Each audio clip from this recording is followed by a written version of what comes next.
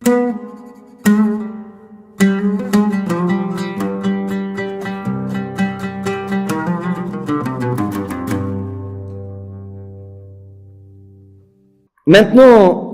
à la ville de Pau, comment il a parlé aux gens de Pau? Il a reconnu la générosité des habitants de Pau, de la ville de Pau. Lorsque la veille de son départ, une personne est venue de Pau, parce que, il faut comprendre, Amir Abdelkader, il était emprisonné dans 3 endroits. Au début, ils l'ont mis dans une forteresse, un vieux château atollant, humide, mais vraiment triste.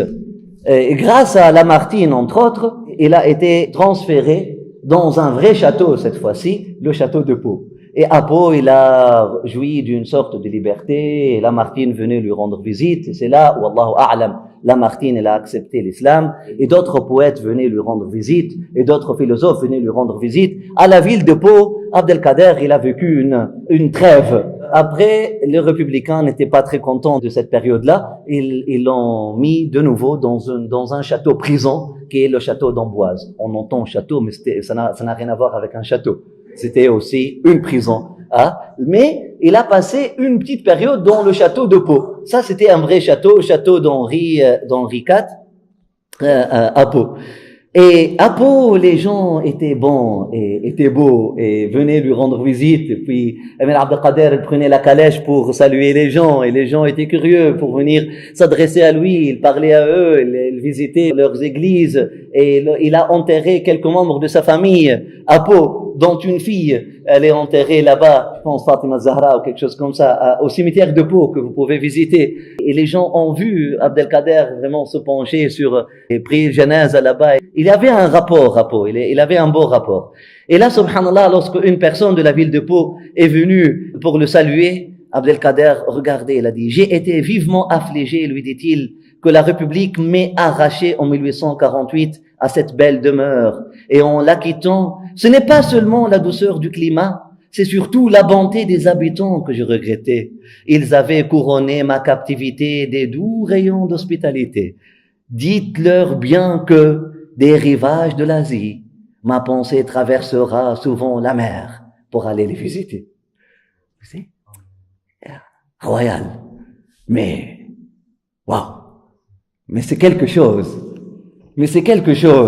Pour moi, ça, c'est mon vin rouge, mon vin blanc. Pour moi, c'est ça. C'est ça, l'être humain. Sinon, wallahi, on vaut rien. Et notre existence ne vaut rien si on n'a pas ça comme modèle. Si on regarde pas ça comme notre plein potentiel. Abdelkader, ami des Français, c'était la veille de son départ. Non seulement les spectateurs accourus en foule lui témoignèrent pendant toute la représentation les plus généreuses sympathies, mais à la sortie des arènes, la population tout entière du faubourg Saint-Antoine, se précipitant en masse compacte au devant de l'émir, lui fit une véritable ovation aussi affectueuse que spontanée. Ces voitures, malgré leur escorte de cavalerie, ne purent qu'à grand-peine se frayer un passage. Et pendant près d'1 heure, elles durent, tantôt stationnant forcément, tantôt avançant péniblement, au pas, subir jusqu'à la porte Saint-Martin les assauts affectueux de cette foule innombrable. Les Français, c'est pas le musulman, les Français. Au risque de se faire écraser, les ouvriers s'élançaient aux portières et disaient à l'émir, en lui offrant des chaleureuses poignées de main, « Abdelkader, reste toujours notre ami !» Et Abdelkader de répondre, « Je pourrais rester digne de l'amitié des Français. Par la grâce d'Allah, je pourrais rester digne à l'amitié des Français. » Grâce au Très-Haut, il a dit, je pourrais rester digne de l'amitié des Français. C'est quoi ça? C'est une bay'a. Pour ceux qui goûtent, pour ceux qui écoutent, c'est une bay'a. Un pacte entre un maître et ses élèves. Et c'est comme ça que je vois le lien entre Abdelkader et la France. Il est le cheikh des Français, le maître spirituel des Français. Et se confirmer à la conclusion qu'on peut lire ensemble à la page 211.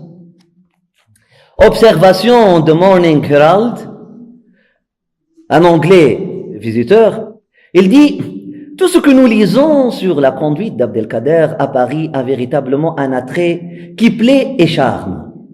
Il y a dans la conduite de cet homme une grâce, une dignité, une piété, qui porte jusqu'à l'admiration, la sympathie que l'infortune captif a jusqu'à ici inspiré au monde, qui porte jusqu'à l'admiration, la sympathie.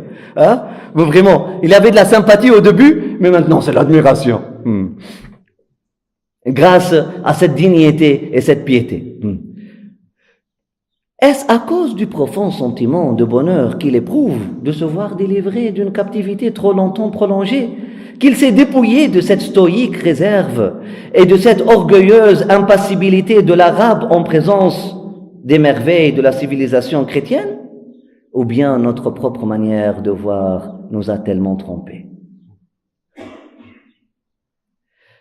Toujours est-il certain que le mire montre une expansion de surprise, une disposition à s'ouvrir aux impressions agréables qui forment un contraste frappant avec l'attitude des chefs de sa race qui jusqu'à présent ont figuré dans la capitale de leurs vainqueurs.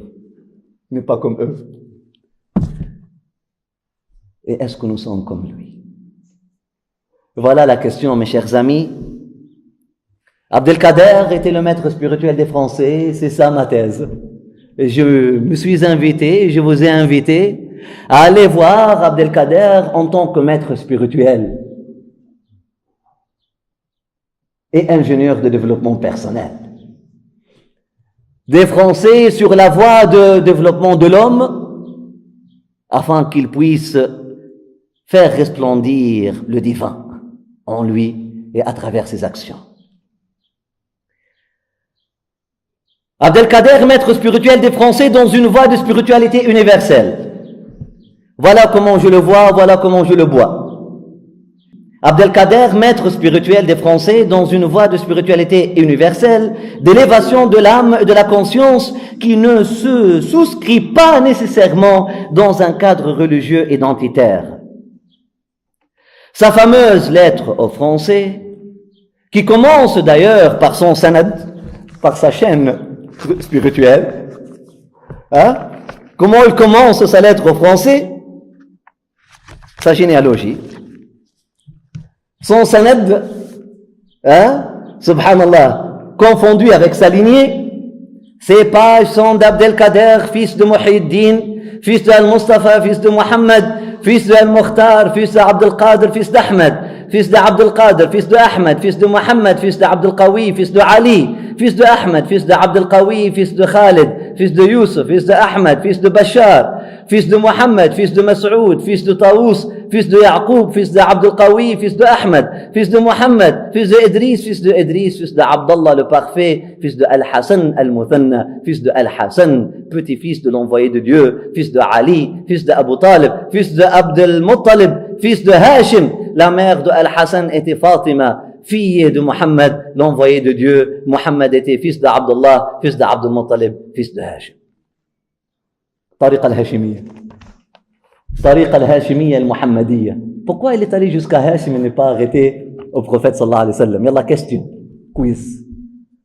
Pourquoi, selon vous, dans cette tariqa, dans ce sanad, il ne s'est pas arrêté au prophète comme toutes les tariqas spirituelles? Il est remonté jusqu'à Hashim. Ce qui était Hashim? Hashim al-Tharid. Abdul Muttalib et Hashim.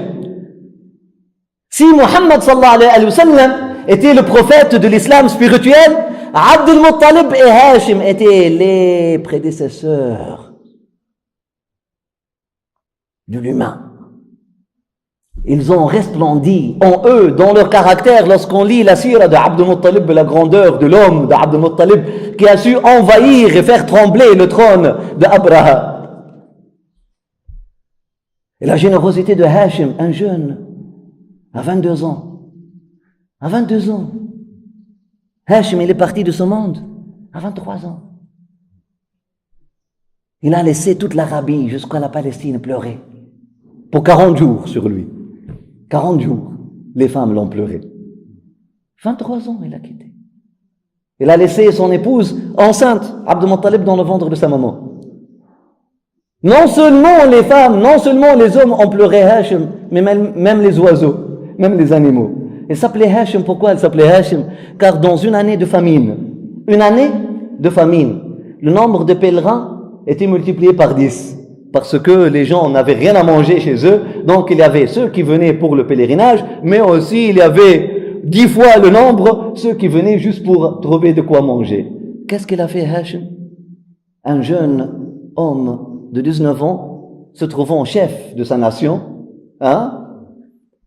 de son peuple, et se trouvant le gardien de la Kaaba de pèlerinage, il s'est endetté.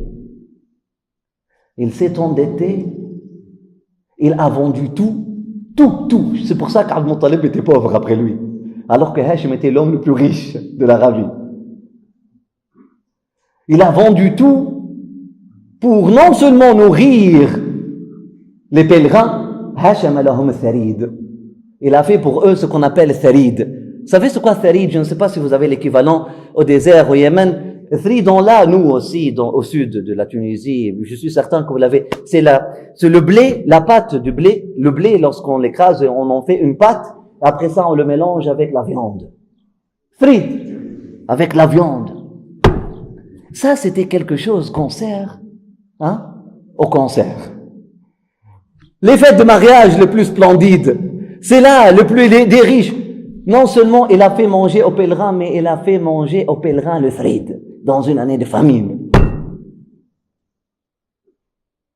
Et en plus, il a fait nourrir les aigles de montagne. Il a insisté lorsqu'il a vu une fois un aigle. Il a laissé un poème, Hachim. Il a vu un aigle maigri qui ne pouvait pas s'envoler. Il était tellement attristé qu'il a pris sur lui d'aller nourrir les aigles sur les montagnes. Wow! Wow! Et voilà à quoi il invite les Français. À l'humain. Si vous n'arrivez pas à accepter Muhammad Rasulullah, acceptez Hachim Abdullah. Acceptez la splendeur de l'être humain et à travers le perfectionnement du comportement humain et le développement de la beauté humaine, vous allez savoir accueillir un jour le divin. Parce qu'en réalité, ils ne font que un. Sa lettre aux Français, qui commence d'ailleurs par ce sanad-là, il présente sa tariqa. Voilà, on va lire juste la présentation de la lettre aux Français pour comprendre de quoi il s'agit. La tariqa. Je vous ai dit, dans sa lettre aux Français, Emir Abdel Qadir, il n'a fait que résumer Ihya Ulumuddin. Vous connaissez Ihya Ulumuddin? Ihya Ulumuddin, c'est l'œuvre de l'imam Al-Ghazali, traduite par la révivification des sciences religieuses, ou la révivification du secret de la religion. Il dit, dans la préface de sa lettre aux Français, Emir Abdel Qadir, déjà, avant tout, regarde comment il commence. Il commence avec beaucoup d'humilité. Il ne vient pas comme, je vais vous enseigner comment devenir des êtres humains. Non. Il va venir d'en bas. Il va venir doucement, comme un vrai maître spirituel. Il a dit, louange à Dieu, le Seigneur des mondes, que le Dieu très haut et en son agrément les hommes de science. Subhanallah. Il n'a pas mentionné le prophète, il a dit que Dieu très haut et en son agrément les hommes de science. Il parle des savants de Paris, qui n'étaient pas musulmans ou quoi que ce soit. Cela dit, regarde comment il fait preuve d'humilité et d'ouverture. Il m'est parvenu que les savants de Paris, que le maître de toute science, le sage, le tout-puissant, les assistent dans leurs travaux. Nous, aujourd'hui, on ne les fait même pas avec des savants musulmans comme nous. Lorsque je vois un savant musulman se démarquer, je veux l'écraser. Subhanallah. Regarde lui comment le respect et l'humilité dont il fait preuve face aux savants de Paris qui étaient athées ou chrétiens. Cela dit, il m'est parvenu que les savants de Paris, que le maître de toute science, le sage, le tout-puissant, les assistent dans leurs travaux, ont inscrit mon nom sur le registre des savants et m'ont placé au nombre des hommes de grande renommée, perles retenues par un même fil pour former le collier de parure. Regarde comment subtil. Hein, perle retenue par un même fil. Donc nous avons ce même fil entre nous et vous, tant que vous êtes attachés à la connaissance, à la recherche de la vérité, tant que vous êtes en quête de la vérité, nous sommes des frères et sœurs dans ce chemin. Il y a un fil de fraternité entre nous, subhanallah. Il a dit, en apprenant cela, j'ai ressenti du plaisir puis du chagrin. J'ai été content de voir que Dieu a si bien tiré le voile sur mes défauts, que ses serviteurs m'ont regardé, il a reconnu comme serviteur de Dieu, que ses serviteurs m'ont regardé avec un préjugé favorable. Mais j'ai été affligé de voir que les savants ont pris un corps tuméfié pour un corps sain, repu de bonne nourriture. Moi, je suis qu'un corps tuméfié, subhanallah, ajib. Qu'ils ont soufflé pour attiser un feu éteint. Puis l'un d'entre eux, parmi mes amis, m'a conseillé d'envoyer une épître à leur intention. Alors j'ai écrit ces pages à l'impromptu, soucieux de ressembler aux savants distingués. Ressembler, hein? Lançant ma flèche avec celle jetée par d'autres. Et si vous n'êtes pas de leur compagnie, imitez-les, car imiter les gens illustres est un profit réalisé. Et j'ai intitulé cette épître « Note brève » destiné à ceux qui comprennent pour attirer l'attention sur des problèmes essentiels. Quelle beauté, quelle profondeur, voyez la subtilité, l'art, subhanallah, c'est quelque chose. Mais c'est quelque chose. Les gens, c'est qui écrit comme ça à qui? On trouve des lettres comme ça entre... Par exemple, lorsque Sidi Ahmed Rifa'i il a écrit une lettre à Sidi Abdul Qadir Jilani, ou lorsque Sidi Abdul Qadir Jilani il a envoyé une lettre à Sidi Abou Madin Chouaïb, ou lorsque les savants de grande renommée, lorsqu'ils envoient à leur père, ils envoient quelque chose faisant preuve d'humilité, subhanallah. Abdul Qadir al-Muhyiddin al-Muslim, le saint, l'homme de Dieu, le descendant du prophète, il écrit comme ça à qui? Hein? À des personnes athées ou chrétiennes. Toujours les lions à qui? Les lions à qui? Au Tout-Puissant, maître de toute science. Un fil qui nous avons une fraternité juste parce que nous sommes en quête de cette vérité. Mais voilà le lien qu'il faut chercher avec l'autre.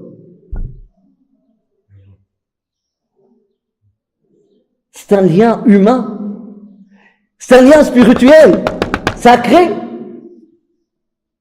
parce que cette âme sont dans une quête sincère de la vérité. Tant que vous êtes dans la quête de la vérité, vous êtes mon frère spirituel, dit Abdel Qadir. Et c'est une critique, quelque chose, vraiment les Français n'ont besoin que de ça aujourd'hui. Les Français de France, comme les Français de la souffrance. Nous avons vu comment elle s'adressait aux Français de la Sur-France. Il est venu aux Sur-France d'en dessous. Maintenant aux Français de souffrance comme vous et moi je suis pas encore, mais je fais partie de vous. J'aime la France, la Sur comme la Sous-France. Aux Français de la souffrance, il s'adresse à nous pour nous dire, mais est-ce que vous pouvez devenir comme moi? Est-ce que vous pouvez vous inspirer de mon exemple? Est-ce que vous pouvez reconnaître que j'ai existé? Est-ce que vous pouvez reconnaître que je vous ai pas laissé orphelin? Est-ce que vous pouvez reconnaître que sur mon passage, je vous ai laissé un traçage qui saurait vous inspirer des passages? Est-ce que vous pouvez sortir de vos cages?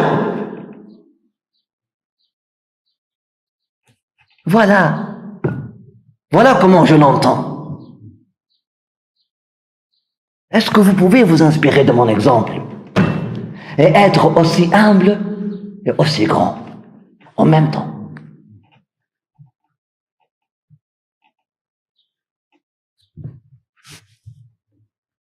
Et non pas comme vous l'êtes aujourd'hui, nourri par un complexe schizophrène. Complexe de supériorité et complexe d'infériorité. L'un se nourrit de l'autre. Amir Abdel Qadir, quant à lui, une réalité d'humilité, vraie et honnête. entrelacé, conjugué, confondu avec, en toute symbiose, en toute harmonie, comme un tapis de nos ancêtres. Une fierté, une assurance, une confiance inébranlable, qui n'a pas de père. Est-ce qu'on peut se réclamer d'Abd al-Qadir comme notre maître spirituel et dire, comme on dit ces Français un jour, Abdelkader reste notre ami. Nous avons besoin de faire fleurir des maisons de l'amitié partout en France. On les appelle les maisons d'Abdelkader. Avec des slogans. Cette conversation, lorsque Abdelkader il allait prendre son bateau, les Français ont dit d'une seule voix, Abdelkader reste toujours notre ami. Abdelkader alors répondit, par la grâce du Seigneur très haut, je saurai être digne de l'amitié des Français. Et voilà. Et que ces maisons de l'amitié deviennent des centres de développement personnel et spirituel. Développement de la grandeur de l'âme, de l'élévation de conscience, développement de conscience, de l'élévation de l'âme. Voilà dont nous avons besoin, beaucoup plus que apprendre le Coran par cœur. Faut-il encore apprendre le Coran et prendre le Coran par le cœur? Et le cœur du Coran, comme l'a fait Abdul Qadir ibn Muhyiddin. Et on voit dans son livre des haltes, ses inspirations, il ne s'est pas contenté de juste la superficialité des versets du Coran. Il est allé nager dedans, mais vraiment dedans dans la profondeur de ce livre magnifique qu'est le Coran. Voilà qu'est-ce que Abdel Qadir il a à nous dire aujourd'hui, nous les musulmans de France, de souffrance.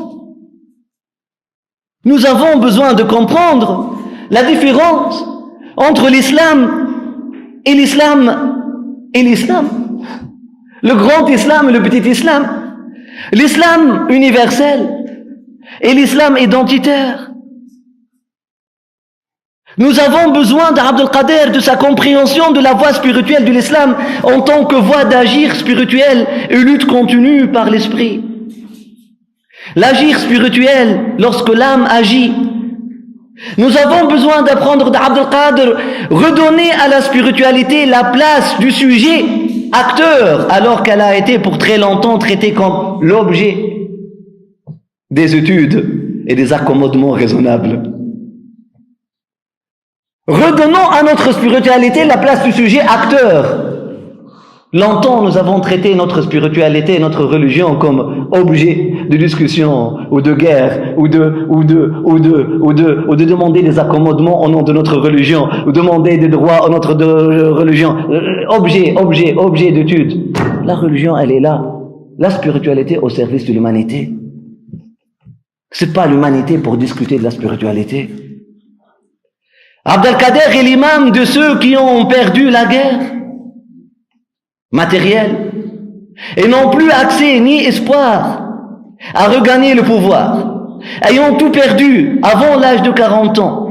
Et ça aurait pu être la fin de sa leadership, mais il a continué son chemin de tracer le chemin de leadership islamique post-colonial, si on l'a bien saisi. Nous avons également et surtout besoin de son cœur. Cœur, ça veut dire courage. Cœur, ça veut dire amour. Cœur, ça veut dire générosité. Cœur, ça veut dire partage spirituel. Cœur, ça veut dire le Coran. Abdel Qadir, lui qui a appris le Coran par cœur et par le cœur, qui a développé un lien avec Dieu.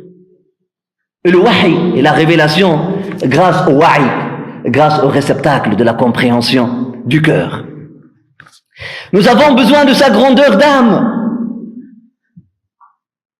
Grandeur. On ne connaît pas Abdel Qadir. Il est à la fois le connu et l'inconnu.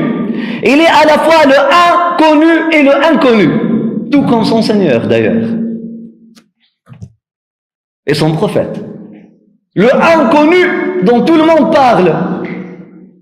Et le inconnu dont personne ne connaît.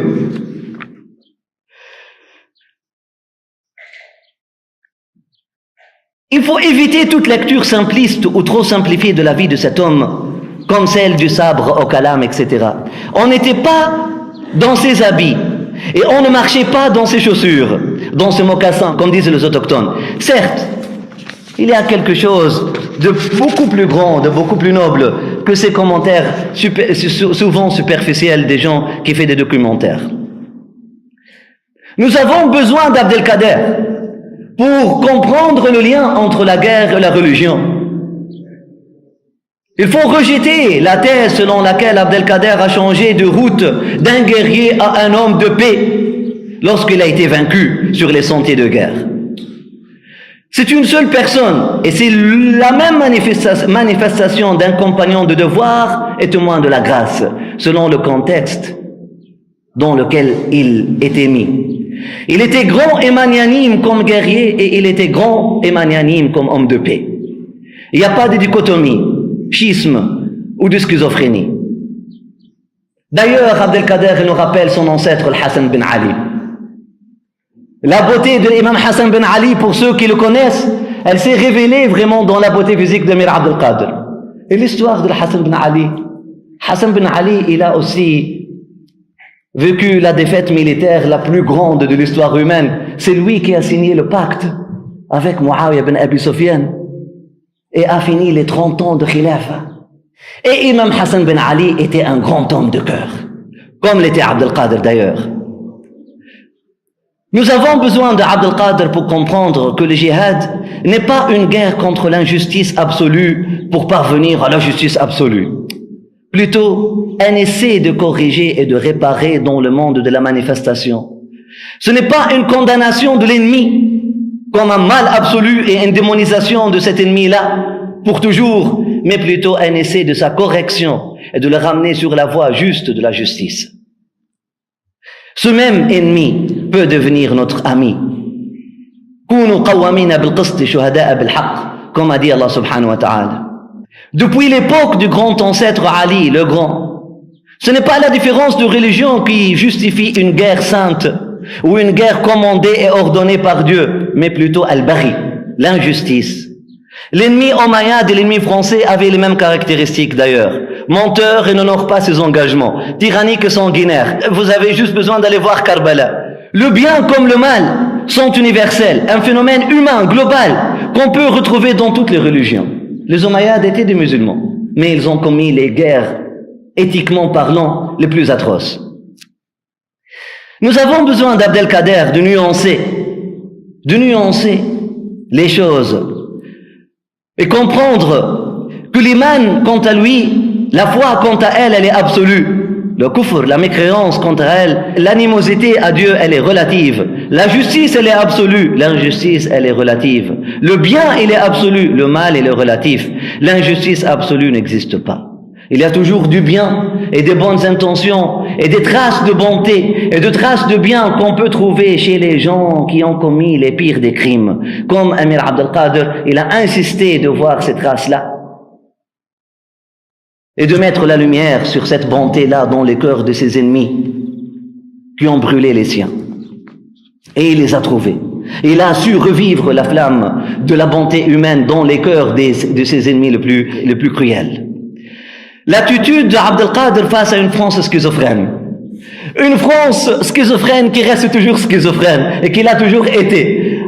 À la fois, c'est le peuple qui a montré le plus d'intérêt, le plus d'attention à l'Orient, à l'oriental. Mais c'est le peuple qui a insisté de lui briser le nez, comme a fait Napoléon face à Abou Laoul, face au Sphinx. Cette attitude face à une France schizophrène, comme a dit le philosophe français, si mon ami est borgne, je préfère le regarder de profil. Je ne veux pas voir son œil qui ne voit pas, mais je vais parler à son œil qui voit. Oui, elle est schizophrène. Oui, dans la guerre, ils n'ont pas d'éthique, ils n'ont pas de morale. Ils sont des Romains comme leurs ancêtres. Ils pratiquent la politique de la terre brûlée. Mais pour autant, ils sont des artistes. Ils cherchent la lumière, sont des philosophes et des intellects. Et ils respectent l'intelligence humaine. Nous avons besoin d'Abdelkader pour comprendre la différence entre le petit djihad et le grand djihad. Nous avons besoin d'Abd el-Qader pour comprendre comment être fort pour Dieu et être fort par Dieu. Créer et gérer sa force par Dieu et pour Dieu. Nous avons besoin d'Abd el-Qader pour comprendre l'intelligence spirituelle. Nous avons besoin d'Abd el-Qader pour comprendre comment développer et gérer un cercle de développement de conscience collective comme il a fait à l'Azmal. L'Azmal, à faute de données historiques, elle ne peut pas nous servir comme indice de l'intelligence ancestrale. Mais elle peut quand même nous servir comme inspiration. Comment bâtir une structure qui aide et qui ne tue pas la culture. Voilà qu'est-ce qu'Abd el-Qader a essayé de faire et voilà qu'est-ce que nous devons faire. Celui, il n'a pas pu le faire, ou il a échoué, ou son projet a été avorté. Voilà qu'est-ce qu'il faut faire. Ces cercles de conscience concentriques. Voilà notre projet. Nous avons besoin de bâtir un cercle de développement de conscience collective, comme il a fait lui. Voilà notre projet. Une structure qui sait bien porter la culture et qui ne l'étouffe pas. Nous avons besoin de son développement personnel, qui a frappé tous et conquis tous. Et les Français, même les républicains, qui étaient anti-religieux, ils ont dit, tiens, cet homme-là, il est très religieux et très ouvert d'esprit. Nous avons besoin d'Abd el-Qader pour comprendre que une personne qui n'est pas développée ne saura pas se connecter à elle-même, ne saura pas se connecter aux autres et ne saura pas se connecter à Dieu. Et si tu veux te connecter vraiment à Dieu et vivre un vrai lien avec Dieu, développe ta personne. Développe ta personnalité. On ne peut pas continuer d'offrir à Dieu ces cadavres morbides de nos personnes non développées et infradéveloppées et encore moins développées que les autres personnes. Les musulmans aujourd'hui comme religieux, nous sommes beaucoup moins développés humainement que les autres. C'est une vérité. Mais c'est une vérité. Combien de musulmans vous trouvez dans Médecins sans frontières? Et est-ce que les musulmans l'ont commencé? Combien de musulmans vous trouvez dans cette résistance écologique pour l'environnement? Et est-ce que ce sont les musulmans qui l'ont commencé? Personnellement, humainement parlant, on le connaît très bien. Si vous voulez appeler un peintre ou un maçon, vous allez surtout pas inviter un frère musulman parce qu'il va vous tricher et puis il va vous laisser la maison incomplète et puis voilà. Et vous connaissez le restant de l'histoire. Nous avons besoin de comprendre qu'une personne humainement infradéveloppée, qui n'est pas bien développée, ne saura pas porter le secret divin et le manifester aux autres. Nous avons besoin d'Abd el-Qader pour comprendre qu'il faut qu'on cesse de jeter nous-mêmes sur Dieu de cette façon, mais il faut offrir une belle personne à Dieu. Quand est-ce que nous allons nous considérer comme des offrandes à Dieu? Il faut préparer bien son offrande. Oui, offre-toi à Dieu, ne te jette pas sur Dieu comme ça. Dieu n'est pas le chien à qui on jette ses os, corrompus et pourris. Arrêtons de nous jeter sur Dieu comme on jette un os à un chien. Quand est-ce qu'on va commencer à nous offrir à Dieu et offrir notre mieux et notre meilleur à Dieu, comme l'a fait Abd el-Qader? Offrons à Dieu une personne développée. Une personne développée. Une personne digne d'être appelée un être humain. Abd el-Qader n'était pas un philosophe penseur stérile, plutôt était un ingénieur de développement de l'homme et de l'humanité tout entière. Malgré avoir subi l'échec le plus grand et le plus spectaculaire matériellement parlant, il en est sorti grand. Il n'a pas subi l'échec au niveau de son âme. L'âme, quant à elle, elle a réussi, même lorsque son armée, elle était écrasée et détruite.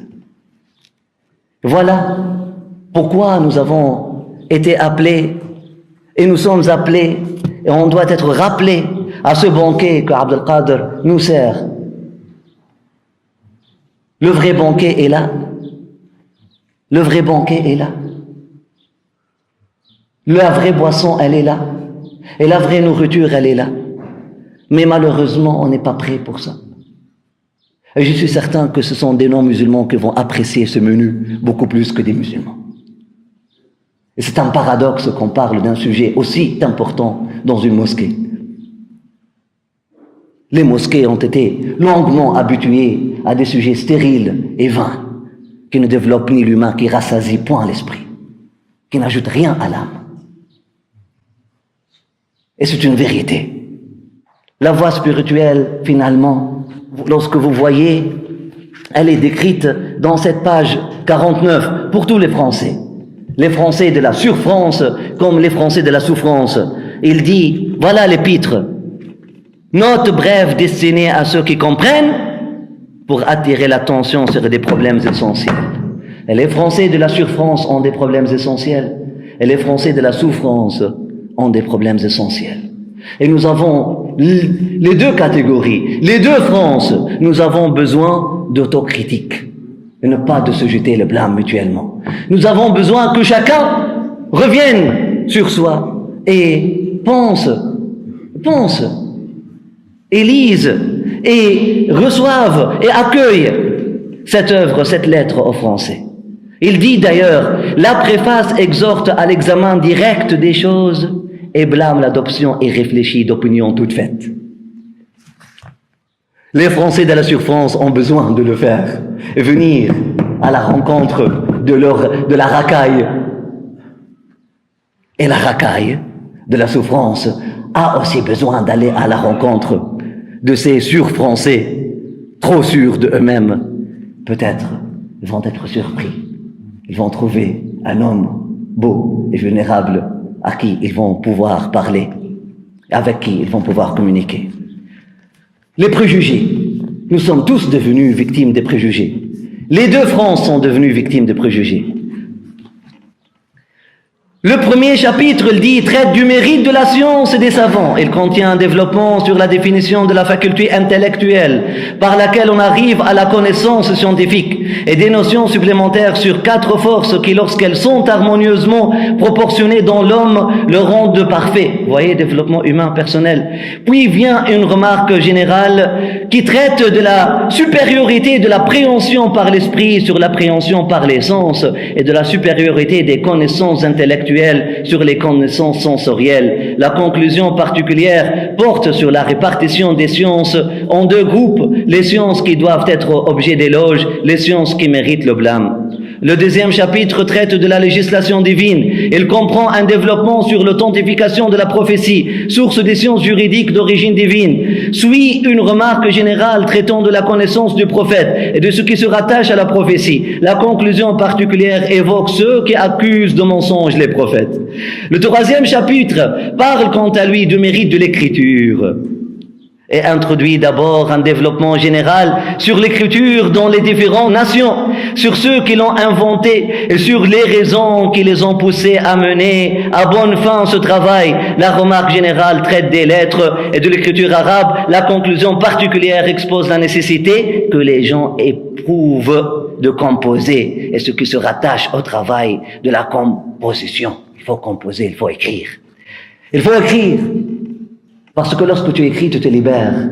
Parce que lorsque tu écris, tu vas développer ta pensée. Non seulement écrire ton journal, mais réécrire ton passé, ton présent et ton futur. Réécrire ton passé, nous avons besoin de réécrire notre passé. Et c'est ça qu'est-ce qu'on est en train de faire aujourd'hui. Réécrire notre présent et réécrire notre futur. Voilà qu'est-ce que c'est écrire. Sinon, on va continuer juste de crier. La conclusion générale de l'épître propose une répartition des hommes en différents groupes, conformément aux sciences qu'ils possèdent, aux connaissances qu'ils acquièrent et aux diverses croyances qu'ils professent. Bref, c'est par référence à la vérité que l'homme intelligent connaît les autres hommes. Ce n'est pas par référence aux hommes qui parlent qu'il connaît la vérité, la parole de sagesse et la brebis égarée de l'homme intelligent. Soyons donc intelligents. Français de sur-France, soyez intelligents. Cherchez la brebis égarée, la sagesse, même si elle sort de la bouche d'une femme voilée ou d'un imam barbu. Et les musulmans de la souffrance, allez apprendre des vrais héritiers d'Amir Abdelkader. Malheureusement, j'en trouve pas des imams ou des chiours, que trop peu, mais vraiment trop peu. Mais un des héritiers de l'Amir Abdelkader, je vais vous surprendre, qui vraiment presque dit mot à mot qu'est-ce que Mr Abdel Qadir dit. Hein? On va lire, après ça je vous donne son nom. Il dit un maître spirituel authentique. Il n'a rien à enseigner au sens conventionnel du terme, rien à vous donner, ni à vous remettre ressemblant, de près ou de loin, à de l'information, des croyances ou des règles de conduite.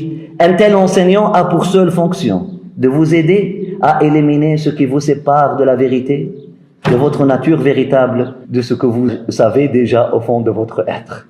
Voilà qu'est-ce qu'Abdel Qadir a essayé de le faire avec les Français.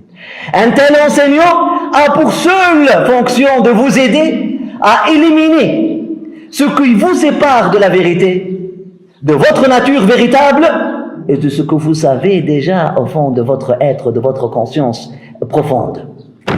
Le maître spirituel a pour rôle de dévoiler et de vous révéler cette dimension de profondeur intérieure qui est également la paix. Voilà qu'est-ce qu'un maître spirituel est censé de faire. Dans tous les versets qui parlent de la mission de notre prophète sallallahu alayhi wa sallam et de la mission de ses héritiers, il n'a jamais, Allah subhanahu wa ta'ala dit, votre mission au prophète, c'est de faire rentrer les musulmans ou faire rentrer les hommes dans une religion, dans une case qui s'appelle l'islam. Mais il a dit plutôt, votre mission, c'est de les faire sortir des ténèbres. Les ténèbres de l'ego, le ténèbre de l'arrogance, le ténèbre du folklore, des croyances et des préjugés. Avant de chercher à convertir les gens, cherchez à développer vos êtres et à développer vos frères et sœurs. Lorsqu'on devient des hommes, on va trouver Allah. Et on va se reconnaître comme frères. Inévitablement. Wassalamu alaikum wa rahmatullahi ta'ala wa barakatuh.